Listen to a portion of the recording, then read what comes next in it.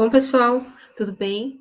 Vamos à nossa parte 2 da aula de hoje, sobre déficit e dívida pública. Então, repassando um pouquinho dos conceitos da parte 1, o que seria esse déficit público, né? Seria a relação entre um excesso de gastos em frente às receitas, né, que o setor público tem. Então, seria um déficit orçamentário.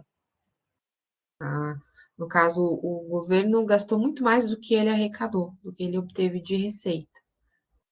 Nós temos três tipos, né, de déficit, que é o déficit primário, operacional e o nominal. O que é o déficit primário? Todas as receitas menos as despesas, excluindo o pagamento de juros da parte das despesas.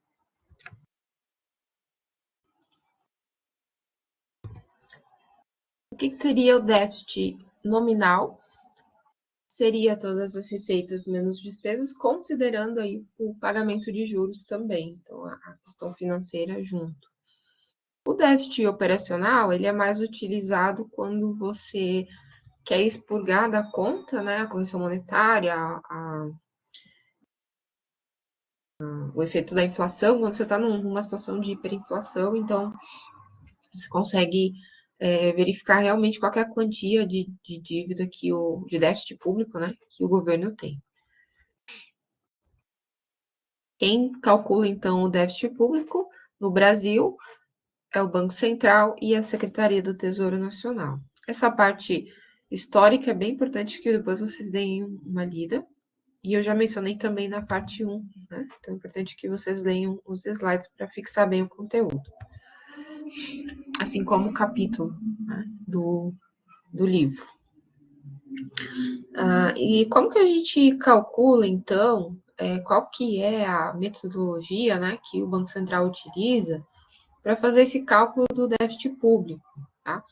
A partir da moratória de 1982, então o FMI, ele recomendou, lembra aquelas exigências que eu falei para vocês, né, que o FMI faz no momento em que se recorre a um empréstimo com esse organismo internacional, né? E aí esse cálculo, ele vai identificar as necessidades de financiamento do setor público, né? Esse conceito de necessidade de financiamento, né, ele pode ser medido de duas formas. A primeira, você subtrai as despesas das receitas, então receita menos despesa, que é o método mais tradicional, digamos assim, né?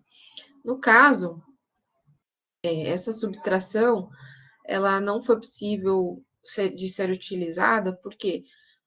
Porque nós temos um estado muito grande, né? Nós temos um país com 27 estados, mais ou menos, né, 5.570 municípios, dezenas de empresas estatais, então a complexidade ela aumenta. Então não é só você a receita menos despesas, você tem que considerar outras questões na conta. Quais são as outras questões? Né? A medição do aumento da dívida pública. Aí sim você tem uma noção realmente dessa necessidade de financiamento. Né? Por quê? Porque o aumento do déficit implica elevação de endividamento do governo. Isso é uma consequência de você ter déficit público. Porque uma maneira de eliminar o déficit é cortando o gasto. A outra é aumentando a receita.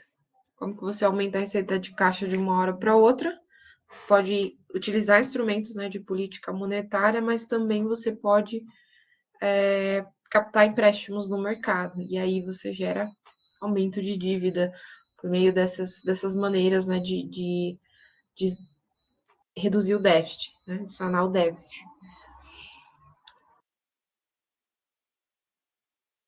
Então, o déficit público ele pode ser feito pela subtração, ali, pelo cálculo, né, de receitas menos despesas, primeiro excluindo a questão financeira, depois você considera os juros e depois você pode medir isso pelo aumento da dívida. Por isso que quando a gente fala de déficit, a gente já relaciona com dívida pública também. Estão interligados porque é a melhor maneira, né, a mais eficiente de você entender o déficit é medir ele pela dívida pública, porque dificilmente os estados cortam os gastos, eles cortam muito menos do que o necessário. Então, o déficit público, né, o cálculo dele inclui todas as instâncias do setor estatal, menos as instituições financeiras.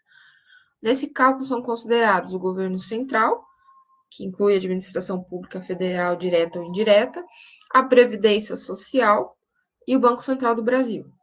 As empresas estatais, tanto estaduais, federais ou municipais, e aí vocês, os governos estaduais e municipais também, e aí você expurga as instituições financeiras. Bom, e agora a gente começa falando da dívida, né? Então, que é a dívida pública, qual que é o racional dela, qual que é a legislação que está por trás dessa dívida, né, desse cálculo dessa dívida. Então, a gente pode dividir a dívida pública em consolidada ou mobiliária.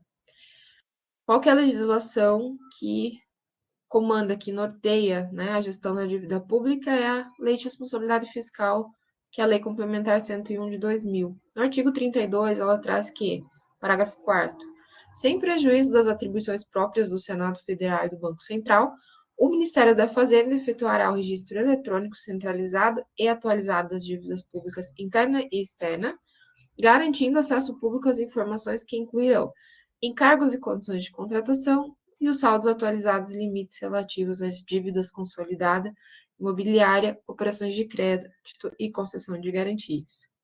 Então, onde eu consigo os dados sobre a dívida pública? Banco Central, Secretaria do Tesouro Nacional e o Ministério da Fazenda, né? Dependendo do governo, né, ele pode alocar isso no Ministério da Economia também. Bom, a dívida pública consolidada, ou também denominada de fundada, ela é o montante total das obrigações financeiras do ente da federação assumidas em virtude de leis, contratos, convênios ou tratados e da realização de operações de crédito, tá? Só que só considera aí a amortização em prazo superior a 12 meses, o que a curto prazo não se considera como dívida, tá? Das operações de crédito. Por que ele é apurado sem duplicidade? Você não vai contar duas vezes, né? Então, por isso que a gente expurga ali instituições financeiras da conta, por exemplo. Ok? Então, a dívida pública consolidada, ela é composta de emissão de títulos públicos, que é chamada dívida mobiliária. Quando a gente falar, então, de dívida mobiliária, a gente está falando dos títulos públicos que estão lá no site do Tesouro, que os governos podem emitir, governo estadual, municipal também podem emitir títulos públicos. Não é muito comum, mas eles podem.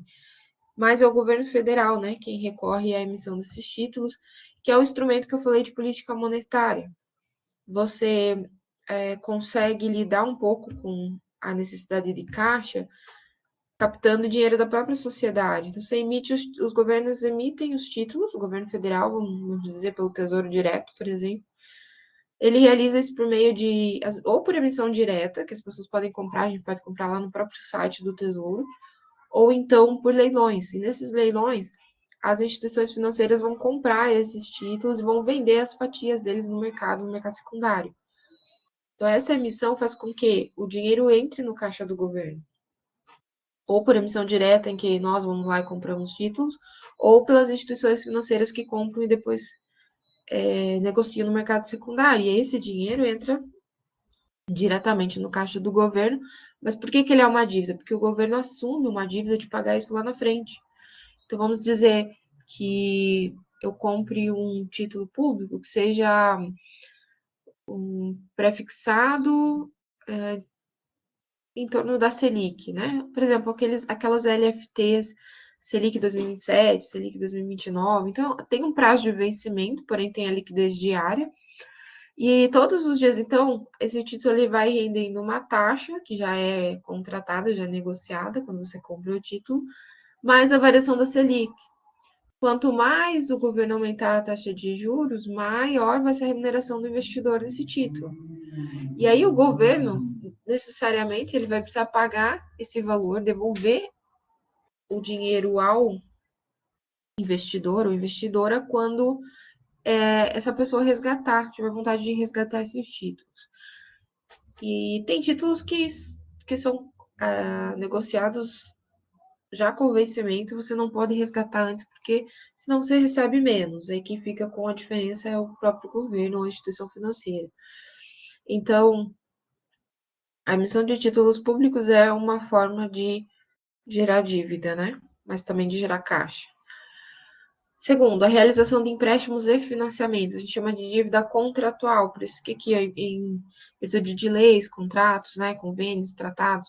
Então aqui entra a dívida contratual, que é a realização de empréstimos. O governo ele pode realizar empréstimos tanto de maneira interna quanto de maneira externa, né? E aí isso se faz por meio de contratos, tem já as taxas de juros especificadas, então isso se torna uma dívida muitas vezes a se pagar a longo prazo. Os precatórios judiciais, aqueles que foram emitidos a partir de 5 de maio de 2000 e que não foram pagos durante a execução do orçamento em que eles tinham sido incluídos. O que são precatórios? Acho que até trago essa explicação aqui. Aqui, ó. São os precatórios judiciais, né? Emitidos a partir de 2000 e não pagos durante a execução do orçamento. Os precatórios, deixa eu ver se tem explicação aqui, senão aí eu vou trazer para vocês. E... e por que é a partir de 2000, né? Porque é a partir da Lei de Responsabilidade Fiscal. Por isso. Ele não explica, então vamos voltar aqui e aí eu vou explicar o que são esses precatórios, tá? O que é o precatório para o direito? Quando você formaliza, né, um pagamento para mais adiante, né, e já tem essa quantia dita, né, para quem vai receber, isso se torna um precatório. Então, assim, na questão pública seria uma formalização de uma requisição de pagamento de determinada quantia, que vai ser feita por beneficiário, e que quem deve é a Fazenda Pública, né? E isso ocorre em face de uma condenação judicial ou definitiva ou irrecorrível, que não tem mais instâncias para se recorrer. Tá? Então, esse é o conceito de precatório. Então, isso fica ali correndo por, às vezes, mais de uma década. Né? E isso aí é uma dívida. O governo vai precisar sanar esses precatórios com quem ele deixou isso contratuado, né? Até 2022, que eu tenho esses valores, né? O governo ele desembolsou, né, que foi pago, em torno de 40 a 50 bilhões de reais em precatórios. Só que essa dívida, ela é muito maior. Ela normalmente no orçamento você prevê um valor, mas se paga muito abaixo. Né? Dos anos ali 2010 para frente até 2020, o governo conseguia pagar os precatórios, muito parecido, né, com o valor orçado, entre o valor orçado e o valor pago. Mas aí, passando o período da pandemia, é que o governo começou a ter dificuldades de fazer esses pagamentos. E isso aí também vai gerando juros, né? Ok. Deixa eu só ver se está compartilhando aqui. Sim. Uhum. E que mais? A realização de operações equiparadas a operações de crédito pela Lei de Responsabilidade Fiscal para amortização em prazo superior a 12 meses. Vocês veem que tudo está balizado após a LRF, por isso que é a legislação base, né, para estudar o déficit e a dívida pública. O que são essas operações de crédito? São compromissos financeiros assumidos em razão de mútuo, abertura de crédito, emissão e aceite de título, aquisição financiada de bens, recebimento antecipado de valores provenientes da venda a termo de bens e serviços, arrendamento mercantil e outras operações. Então, tudo que envolve ali o pagamento de juros, né, de um compromisso financeiro, é uma operação de crédito. E isso também incorre em impostos, né? Então, ao mesmo tempo, o governo ele tem isso tanto na sua receita quanto na sua despesa, ok?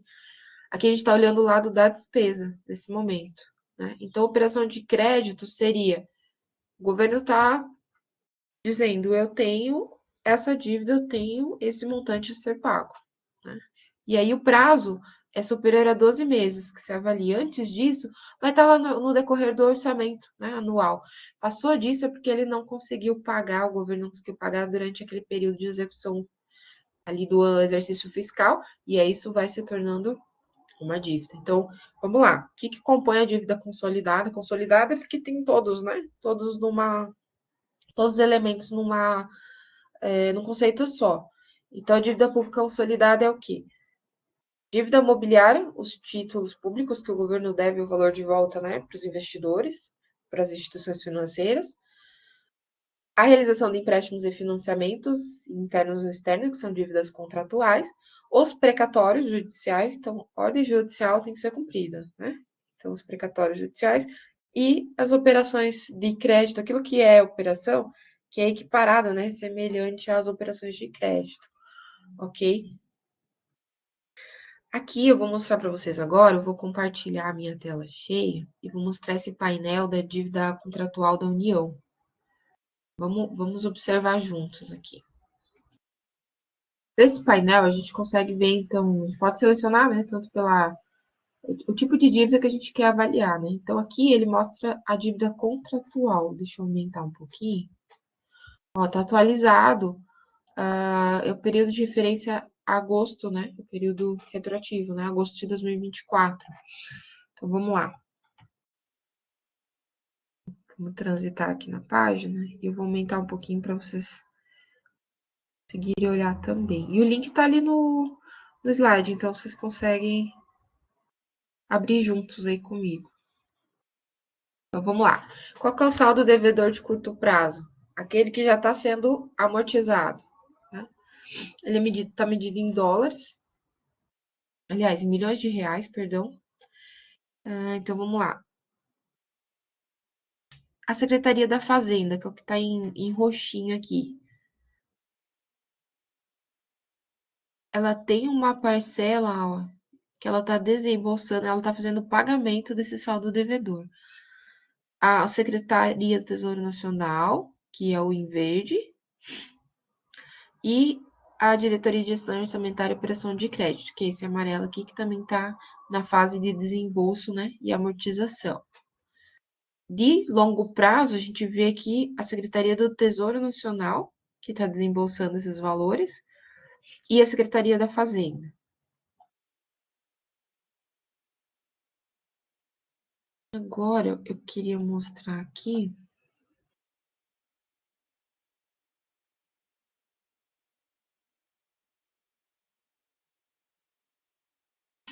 Deixa eu ver se eu tenho outro link.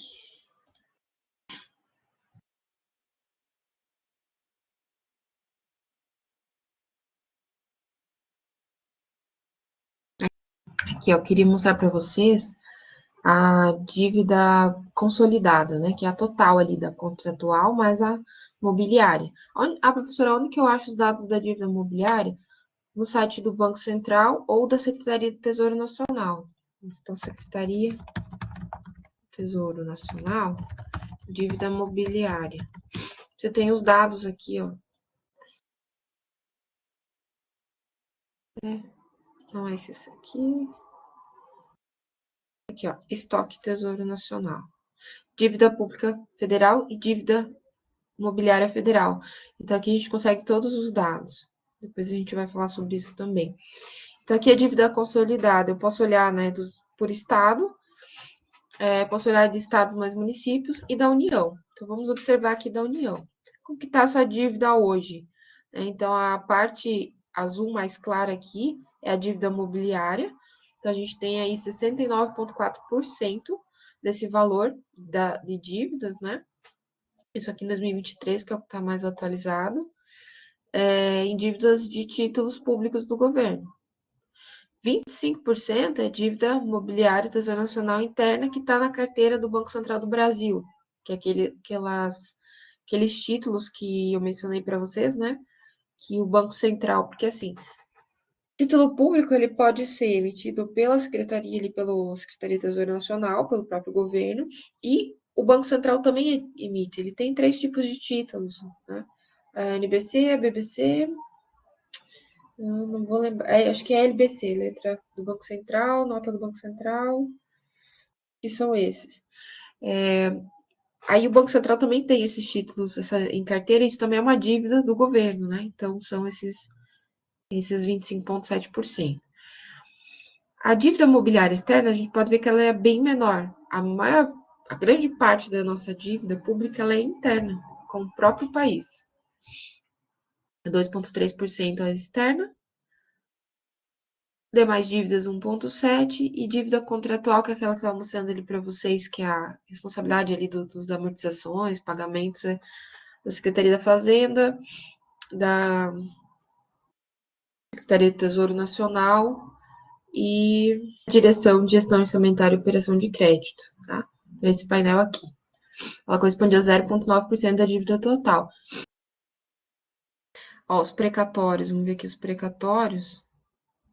O amarelinho, 3 milhões, né?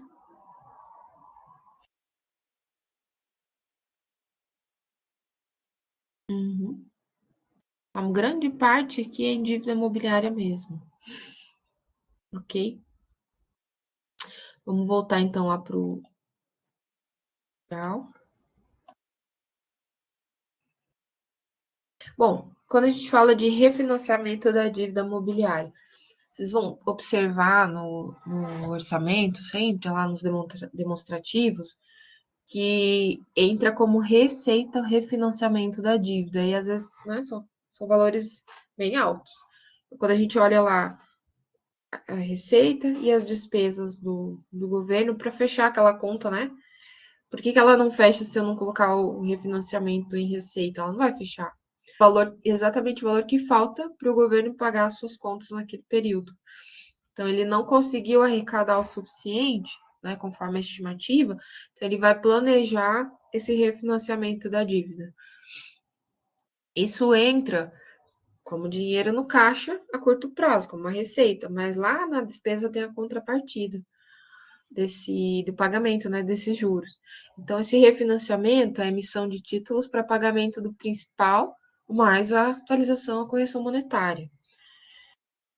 De acordo com a legislação, esse refinanciamento não pode exceder, ao término de cada exercício financeiro, que é o período de um ano, né, de 12 meses, o montante final do exercício anterior, somado a operações de crédito autorizadas no orçamento para esse efeito e efetivamente realizadas.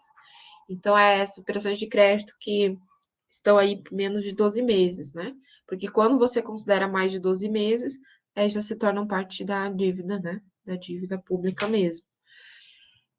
Então, os governos precisam observar que esse valor ele não pode ser aleatório, ele não pode exceder o montante final do exercício anterior, mais as operações de crédito autorizadas para mais de 12 meses, né? Para o período seguinte. Então, não é um valor que pode ser sempre vai ser elevado, não é dessa forma.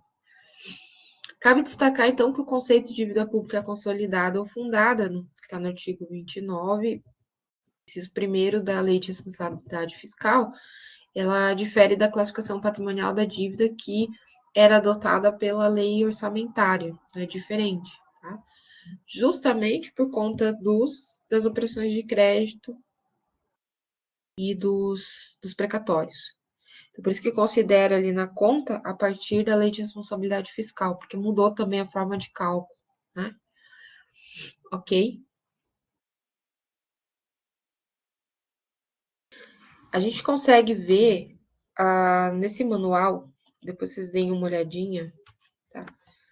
Baixem o arquivo, é o manual dos demonstrativos fiscais da União. Nesse manual, ele diz que a dívida consolidada da União, ou do ente da federação, né, do estado, determinado município, corresponde, né, à dívida imobiliária, à reestruturação da dívida de estados e municípios, aos financiamentos realizados, ao parcelamento e renegociação de dívidas e demais dívidas contratuais, aos precatórios após maio de 2000, vencidos e não pagos, aqueles que o orçamento não deu conta de pagar, né, e ficou para o próximo período orçamentário, e outras dívidas. Então, como que é composta a dívida consolidada, dívida mobiliária, os títulos públicos, por isso o símbolo do tesouro aqui, né? A dívida contratual, com encargos, juros, impostos, os precatórios judiciais e outras dívidas. O site, né, do Siconf, ele apresenta, até vocês vão usar esse site, vou mostrar aqui, eu estou abrindo ele.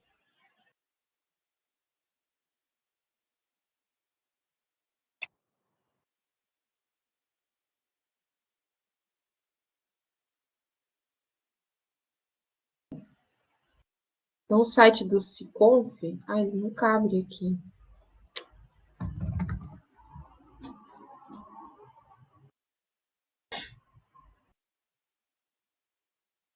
Aqui. Autos contábeis, todas as informações, né, que a gente precisa da consolidação das contas públicas. Então, a gente consegue olhar aqui no plano de contas, aplicado ao setor público, toda a normativa, né, das portarias e todas as alterações que são feitas. Vai abrir para vocês também, né, o Excel. Então, olha só, a gente consegue saber o que está ativo e o que já foi pago, né? Dá uma olhada. Em qual rúbrica isso se encaixa? É a primeira informação aqui. Qual rúbrica da despesa, né? Se essa dívida é ativa e o que foi alterado pela legislação.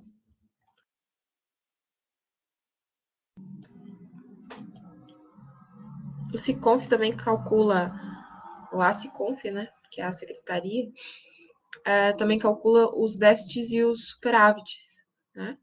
Então, ali a gente consegue ter uma ideia, a partir do RGF, que é o Relatório de Gestão Fiscal, de como que está a situação nos estados e municípios. A gente vai trabalhar na próxima aula sobre os indicadores, e aí eu vou mostrar o RGF para vocês. A gente pega exemplos, né, de municípios ou estados, e aí a gente dá uma olhada neles. É bem interessante olhar esse relatório, porque é a forma mais transparente que os órgãos públicos, né, que os entes federativos têm para mostrar os dados e gerar informação a respeito da gestão fiscal desses municípios, estados e da União, e fazer isso por meio de indicadores. E esses indicadores, eles são parâmetros já consolidados e que a gente consegue comparar. Aí lembra que eu falei para vocês que o segundo trabalho vai ser sobre as finanças públicas comparadas? A gente vai conseguir observar o boletim de gestão fiscal, esse relatório, mais a comparação entre ou mesmo o ente federativo durante alguns períodos, ou então comparar ele com outros. Então, eu consigo comparar Santa Catarina com Paraná, por exemplo, e verificar qual estado tem os melhores indicadores. Eles já são parâmetros que já são conhecidos. Um deles, por exemplo, a dívida pública, né, a dívida líquida sobre o PIB, ou a dívida bruta sobre o PIB. Isso é bem consolidado, bem já válido, né? E é utilizado para você conseguir comparar as finanças, a gestão fiscal de um município para outro, de um estado para outro, com a União Federal também. Eu deixei um site ali para vocês no Moodle.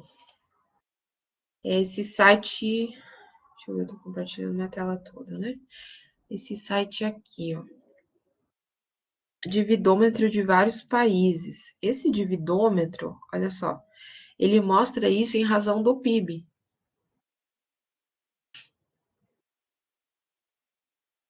Por que ele não tá aparecendo?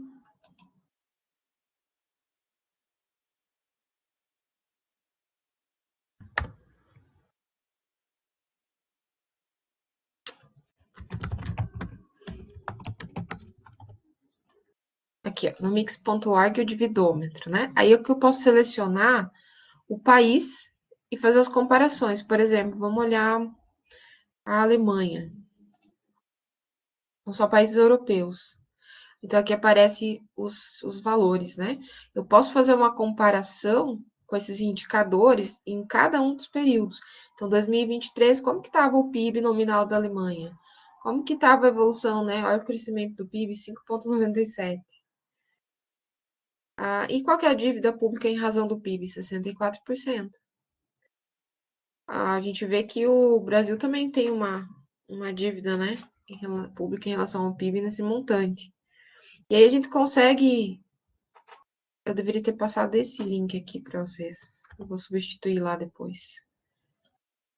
Que aí vocês conseguem olhar pelo país. Por exemplo, agora eu quero olhar a Turquia. Vamos olhar quantos por cento do. Ela tem um PIB aí de uma evolução do PIB bem alta. E a dívida pública em relação ao PIB é de 32%. A gente consegue fazer comparações, certo? Ok, voltando ao material. Então, lá no site, né, do Siconf, com esses relatórios que eu falei para vocês, a gente consegue ver os agrupamentos da dívida consolidada. A gente agrupa empréstimos e financiamentos internos, empréstimos e financiamentos externos são agrupados, precatórios vencidos e as demais dívidas ficam todas em outras, né? Demais dívidas, que aí é a contratual, mobiliária, enfim. Que é que eu já mostrei para vocês. Esse site aqui da Auditoria Cidadã, eu coloquei um gráfico principal aí de 2023, que é o mais atualizado, vocês deem uma olhada também. A Auditoria Cidadã, ela faz um mapeamento aí de como tá a dívida, né? Então sempre tem assim o retroativo, aí tem o de 2023, qual que é o comportamento da dívida. Quanto era essa dívida se comportando em relação ao que foi orçado. Por quê? Porque daí se torna a dívida, né, vai se tornando muito grande quando você passa aquele valor do orçamento e você compromete o caixa do governo para o futuro, para mais períodos para frente. Então vamos dar uma olhadinha como está distribuída esse orçamento, né? O nosso orçamento da União de 2023, ele foi 20% para a Previdência Social, que já é discricionário, né? É obrigação da União já separar essa parcela para a Previdência. Para assistência social, 6%, saúde, 3,69%. As outras áreas estão um pouquinho, né? Ciência e tecnologia, 0,29%, transporte, 0,29%, segurança pública, 0,30%, agricultura, 0,49%, enfim. Aí as transferências a estados e municípios, para os fundos, né, de participação de estados e municípios, 10,73%. E os juros de amortização da dívida, 43%. Então, vocês veem, 43%, quase metade do orçamento vai para pagar juros e amortizar o principal da dívida. Bom, eu vou deixar esse exercício para vocês tentarem fazer. E aí depois eu gravo um vídeo com a solução dele, tá? Eu deixei já o site aqui do TCU. Vocês vão levantar os valores da dívida pública interna, com o dado mais atual que tiver, os valores da dívida pública externa, e vão calcular o total da dívida. Aí vocês comparam com o valor que foi orçado para 2024. A gente consegue olhar isso aqui lá no portal da transparência, tá? Os valores orçados. Então, pausem o vídeo e façam a atividade. E aí, em seguida, eu posto a resposta, ok? Quando a gente fala de sustentabilidade, que também é o assunto para a próxima aula, indicadores na sustentabilidade fiscal, a sustentabilidade da dívida pública é uma exigência constitucional, então ela é fundamental para assegurar o equilíbrio fiscal do país. Quando você tem transparência na informação, né, todos esses sites divulgando essas informações verdadeiras, né, que coincidem com a realidade, a gente consegue olhar enquanto sociedade qual que é o propósito do endividamento público. Ele está sendo para financiar o crescimento ou somente para realmente financiar a máquina pública, né? E criar isso como um peso, né, para a sociedade. Então é bom que a gente vá fazendo esse acompanhamento. Como você observa aqui uma parte importante, quando você observa aqui essa diminuição, por exemplo, aqui, né? Depois aumenta em razão do PIB, se você olha em valores nominais ou valores reais, a gente está observando um crescimento, mas nem sempre é um crescimento. Às vezes, ó, o valor aumentou, mas a razão do PIB diminui. Por que isso acontece? Porque o PIB nominal de ter oscilações. Então, muitas vezes, quando você tem uma redução do crescimento do PIB, tanto nominal quanto real, né, com efeito da inflação ou não, você acarreta isso em uma diminuição, né, desse percentual. Então, aqui, ó, de 2021 para 2022, houve um aumento do PIB, por isso que diminuiu, por mais que tenha aumentado o valor de 6.967 para 7.225, no percentual do PIB a gente tem uma diminuição, porque o PIB cresce, né? Quando o denominador cresce, diminui a porcentagem final ali, tá?